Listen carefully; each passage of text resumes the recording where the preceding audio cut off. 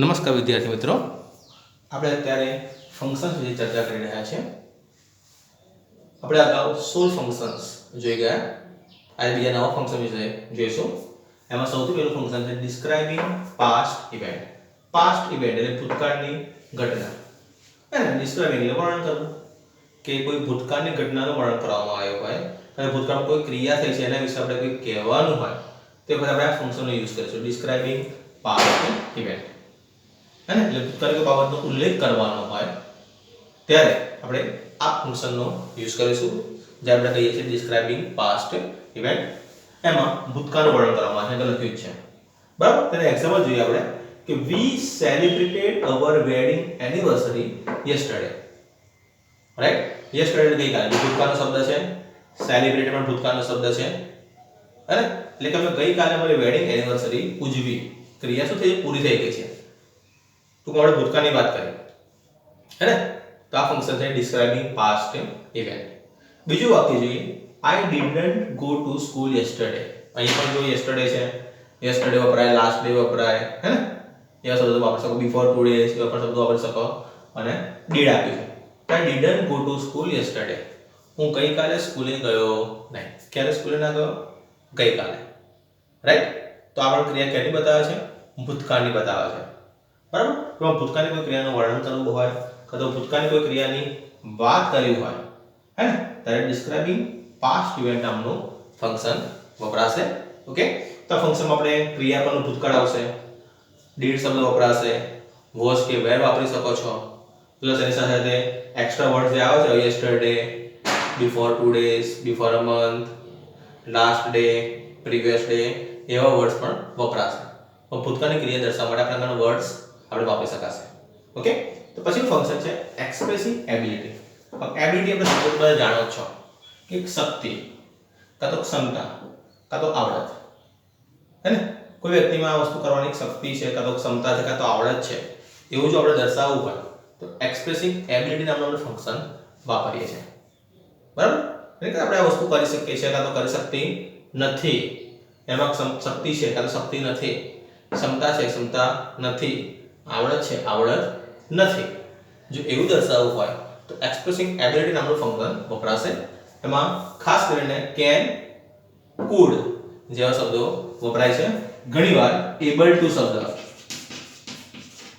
Able to શબ્દનો પણ use કરી શકાશે. કેન જાણો છો આપણે કે વર્તમાન કાળમાં અને કુડ ભૂતકાળમાં વપરાય છે. ઓકે? તો એક એક્ઝામ્પલ આવે છે I can make this plane. હું આ પ્લેન બનાવી શકું છું. જો એનામાં પ્લેન બનાવવાની ક્ષમતા છે હે ને? અથવા તો બીજું ઉધું વાક્ય નથી, વિરુદ્ધનું I cannot make this plane. હું આ પ્લેન બનાવી શકતો નથી, તેમાં ક્ષમતા નથી. ઇન્સ્ટોર ક્ષમતા હોય કે ના હોય એ દર્શાવવા માટે એક્સપ્રેસિંગ એબિલિટી વાળું ફંક્શન વપરાશે. બીજું છે he could not finish his work. તે તેનું કામ પતાવી શક્યો નહીં. ભૂતકાળ છે જો he could not finish his work. તે તેનું કામ પતાવી શક્યો નહીં. could વપરાયું. રાઈટ? એટલે ક્ષમતા બદલાય, કામ પતાવવાની ક્ષમતા ન હતી એટલે કામ પતાવી શક્યો નહીં. રાઈટ? પછી આપણે એબલ ટુ પણ વાપરી શકીએ છીએ. For example he is able to make this plane. તે આ પ્લેન બનાવી શકે છે. કાં તો he was not able to make this plane. was વાપર તો ભૂતકાળ થઈ જશે. રાઈટ? હું આ પ્લેન બનાવી શકતો નથી. તો એબલ ટુ નામનો શબ્દ પણ એક્સપ્રેસિંગ એબિલિટી દર્શાવે છે. એટલે કેન, કુડ, એબલ ટુ નામના વર્ડ્સ તમે એક્સપ્રેસિંગ એબિલિટી દર્શાવવા માટે વાપરી શકો છો. રાઈટ? ઓકે? નેક્સ્ટ ફંક્શન છે ફ્રીક્વન્સી ઓફ એક્શન.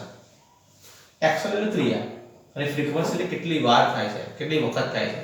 કોઈ ક્રિયા કેટલી વખત થાય છે, દિવસમાં, 2 દિવસમાં, અઠવાડિયામાં, 1 મહિનામાં, 1 વર્ષમાં. કોઈ ક્રિયા કેટલી વાર થાય છે, 2 વાર થાય છે, 5 વાર થાય છે, 10 વાર થાય છે. એ ક્રિયા કેટલી વાર થાય છે, તો થતી જ નથી હે ને? એવું દર્શાવવા માટે ફ્રીક્વન્સી ઓફ એક્શન નામનું ફંક્શન વપરાય છે. જેમાં તમને આ બધા શબ્દો તમને જોવા મળશે. Usually, always, never, rarely, everyday, twice એટલે 2 વાર, થ્રાઇસ એટલે 3 વાર, સમટાઇમ્સ. રાઈટ? યુઝ્યુઅલી, આઈયુએ, જનરલી. આ બધા શબ્દો બતાવે કોઈ ક્રિયા કેટલી વખત આપણે કરીએ છીએ. બરાબર? અને એક્ઝામ્પલ છે Rohan sometimes place hockey. Rohan sometimes એટલે કોઈક વાર હોકી રમે છે. એટલે મને પૂછવું હોય કે તું કેટલી વાર હોકી રમું છું, તો કે હું કોઈક જ વાર હોકી રમું છું, કોઈક વાર. મીન્સ એને સ્કૂલમાંથી રજા મળતી હશે, કાં તો કોઈક વાર ટાઈમ મળતો હશે, હે ને, કોઈક વાર કોક એટલે કોઈક વાર એ શું થયું, ક્રિયા કેટલી વાર થાય છે બતાવતો એ શબ્દ છે કોઈક વાર. આ બધા શબ્દો જે છે એ કોઈ ક્રિયા કેટલી વખત થાય છે એવું છે. He visits a temple twice a day. તે દિવસમાં 2 વાર, ટ્વાઇસ એટલે 2 વાર મંદિરની મુલાકાત લે છે. બરાબર, તો કેટલી વાર મુલાકાત લે છે તો 2 વાર. તો મંદિર જવાની ક્રિયાની કેટલી વાર થાય છે તો દિવસમાં 2 વાર. બરાબર, તો આ પ્રકારનું ફંક્શન શું બતાવે છે, ફ્રીક્વન્સી ઓફ એક્શન. રાઈટ, તો નેવર એટલે મીન્સ કોઈ ક્રિયા ક્યારેય ન થતી હોય, હે ને, ક્યારે થતી ન હોય અથવા ક્યારે થઈ પણ ન હોય એવું દર્શાવવા માટે નેવર વપરાય છે. પછી આપણે કહી શકીએ તો તમે કેનેડા કેટલી વખત ગયા, તો હું કેનેડા ક્યારે પણ ગયો નથી. ક્રિયા કેટલી વાર થઈ, એક પણ વાર નહીં, એટલે ક્યારે પણ નહીં. નેવર. રેરલી એટલે ભાગ્યે જ થતી હોય. ઓલવેઝ એટલે હંમેશા થતી હોય.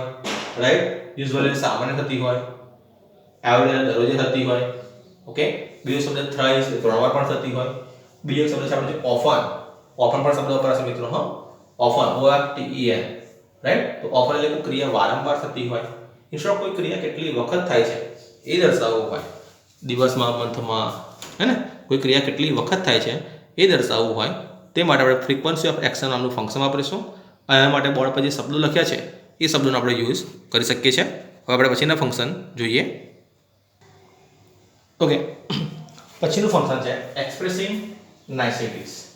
નાઇસિટી એટલે કહી શકાય શુભેચ્છાઓ, એટલે કે શુભેચ્છાઓની આપલે કરવા માટે, શુભેચ્છાઓની આપલે કરવા માટે ત્યારે એક્સપ્રેસિંગ નાઇસિટીઝ નામનું ફંક્શન વપરાય છે. અહીં તમે આપણે good morning, hello, hi, thank you, how are you જેવા શુભેચ્છા દર્શક શબ્દો આપણે વાપરી શકીએ છીએ. આ ખાલી એક્ઝામ્પલ જ છે. બીજા જે શુભેચ્છા દર્શક શબ્દો હોય એ આપણે વાપરી શકીએ છીએ. જેવા કે હેલો, હાઉ આર યુ, હે ને, આવ્યું ને, હેલો, હાઉ આર યુ, તું કેમ છો. Good morning sir. Right, okay. આપણે થેન્ક યુ પણ શબ્દ વાપરીએ છીએ. Good morning, good afternoon, good evening એવા પણ શબ્દો વાપરીએ છીએ. આ બધા શબ્દો શું કરે, શુભેચ્છા દર્શાવે છે, હે ને.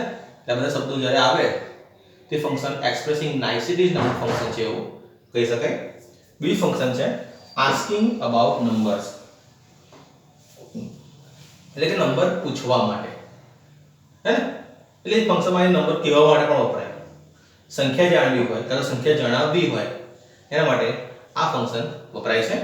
ઓકે, તો ફંક્શન માટે ખાસ કરીને હાઉ મેની નામનો વર્ડ વપરાય. સંખ્યા જાણવી આપણે જાણીએ છીએ કે સંખ્યા જાણવી હોય તો હાઉ મેની નામનું ફંક્શન વપરાશે. હાઉ મેની નામનો વર્ડ વાપરીએ છીએ, શબ્દ, હે ને, પ્રશ્ન છે એક પ્રકારનો. ઓકે, તો જેવા કે how many students are there in the class, ક્લાસમાં કેટલા વિદ્યાર્થીઓ છે. રાઈટ, અને આ ફંક્શન કોના માટે વપરાશે કે જે સંખ્યા આપણે ગણી શકીએ છીએ, બરાબર, જેને આપણે ગણી શકીએ છીએ, જે સંખ્યા ગણી શકીએ છીએ એના માટે આસ્કિંગ અબાઉટ નંબર્સ નામનું ફંક્શન વપરાશે. બરાબર, અને એના માટે વર્ડ છે કયો છે આપણી જોડે, how many. How many boys are there in the class. Right, how many pens do you have in your bag, તારી બેગમાં કેટલી પેન છે, તો પેનને આપણે ગણી શકીએ છીએ. Right, how many cows do you have, તારી જો કેટલી ગાય છે, ગાયને આપણે ગણી શકીએ છીએ. ટૂંકમાં જે સંખ્યા આપણે ગણી શકીએ છીએ, રાઈટ, એ સંખ્યા વિશે પૂછવા માટે આસ્કિંગ અબાઉટ નંબર્સ નામનું ફંક્શન વપરાય છે. એમાં શબ્દ આવશે હાઉ મેની. આવું જે બીજું ફંક્શન આ મેં લખ્યું નથી પણ તમને જણાવી દઉં, આસ્કિંગ અબાઉટ ક્વોન્ટિટી. બીજું ફંક્શન અલગ છે પણ આના જેવું છે પણ આનાથી અલગ છે. Right, asking about quantity. Quantity એટલે જથ્થો.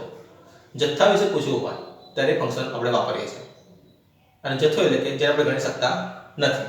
અને આપણે કયો વર્ડ વાપરીએ છીએ મિત્રો, આપણને ખબર જ છે તમને, હાઉ મચ. હે ને, જથ્થા વિશે પૂછવું હોય તો હાઉ મચ નામનું ફંક્શન વાપરે છે. જેવું કે how much water is there in the glass, હે ને, હાઉ મચ ઘી do you it every day, how much oil do you use in a month. Okay, તો જે વસ્તુ જેને આપણે ગણી શકતા નથી, જે આપણને જથ્થા મળે છે, એ જથ્થા વિશે પૂછવા માટે હાઉ મચ નામનું ફંક્શન આપણે વાપરીએ છીએ. હાઉ મચ નામનો વર્ડ વાપરે છે. રાઈટ, અને એના માટે ફંક્શન છે asking about numbers. Right, sorry, બરાબર, asking about quantity. Sorry, how much નામનું ફંક્શન હોય તેના માટે આસ્કિંગ અબાઉટ ક્વોન્ટિટી નામનું ફંક્શન વાપરે છે. અને હાઉ મેની શરૂ થતું હોય તેના માટે આસ્કિંગ અબાઉટ નંબર્સ નામનું ફંક્શન આપણે વાપરે છે. આમાં ગણી શકાય છે નંબર્સમાં, અને જે ક્વોન્ટિટી નામનું ફંક્શન છે એમાં આપણે સંખ્યા ગણી શકતા નથી. પછીનું ફંક્શન છે ડિસ્ક્રાઇબિંગ લોકેશન. આપણે આ એક ફંક્શન જોઈ ગયા ડિસ્ક્રાઇબિંગ પ્લેસ, બરાબર. જો ના જોયું આપણે ફરી જોઈશું પણ ખરા, બરાબર. તો એમાં શું આવે છે કે ડિસ્ક્રાઇબિંગ પ્લેસ એટલે કોઈ સ્થળ વિશે વર્ણન કરવાનું હોય, કોઈ ચોક્કસ સ્થળ વિશે વર્ણન કરવાનું હોય તો એના વિશે આપણે ડિસ્ક્રાઇબિંગ પ્લેસ વાપરીએ છીએ, બરાબર. પણ આ એના જેવું જ ફંક્શન ડિસ્ક્રાઇબિંગ લોકેશન, પણ આમાં શું છે એ ચોક્કસ સ્થળ ક્યાં આવેલું છે, એનો એરિયા કયા વિસ્તારમાં છે, બરાબર. તો એના વિશે જો જાણવું હોય તો ડિસ્ક્રાઇબિંગ લોકેશન નામનું ફંક્શન વપરાય છે. એટલે કે આપણે સ્થળ ક્યાં આવેલું છે, હે ને, એ વસ્તુ ક્યાં આવેલી છે તેના માટે ડિસ્ક્રાઇબિંગ લોકેશન નામનું ફંક્શન વાપરી શકીએ છીએ. ઓકે, ચોક્કસ સ્થળ એવું નહીં, કોઈ વ્યક્તિ ક્યાં છે એના વિશે પૂછવું હોય તો આપણે લોકેશન નામનું ફંક્શન વાપરી શકીએ છીએ. ઓકે, કોઈ વસ્તુ ક્યાં છે એ પણ આપણે જાણવું હોય તો માટે લોકેશન નામનું ફંક્શન વાપરીએ. અમે ખાલી સ્થળ લખ્યું છે, તો કોઈ વસ્તુ, કોઈ સ્થળ, કોઈ વ્યક્તિ ક્યાં છે ચોક્કસ એ જાણવા માટે ડિસ્ક્રાઇબિંગ લોકેશન નામનું ફંક્શન આપણે યુઝ કરીએ છીએ. જેવું કે my school is near the bus stand, મારી સ્કૂલ બસ સ્ટેન્ડની નજીક છે, તો આ વર્ડ વાપરે નિયર, હે. There is a garden behind my house, બાગ મારા ઘરની પાછળ છે. ક્યાં છે? પાછળ. આપણે શબ્દ આપણે બિહાઇન્ડ, તો અહીંયા નજીક છે, અહીં પાછળ છે.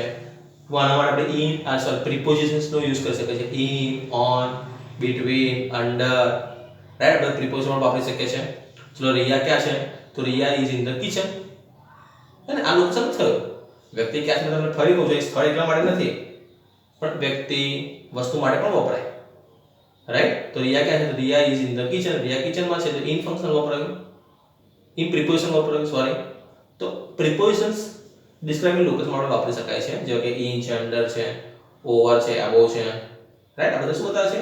કોઈ વસ્તુ, કોઈ વ્યક્તિ, કોઈ સ્થળ ક્યાં છે એ દર્શાવવા માટે. કારણ કે સ્કૂલ એક પ્રકારનું સ્થળ થયું, તો સ્થળ ક્યાં છે? તો બસ સ્ટેન્ડની નજીક. ગાર્ડન એક પ્રકારનું સ્થળ થયું, તો સ્થળ ક્યાં છે? મારા ઘરની પાછળ, રાઈટ. એટલે કોઈ વસ્તુ, કોઈ વ્યક્તિ કઈ આગળ છે, કોની આસપાસ છે, બરાબર.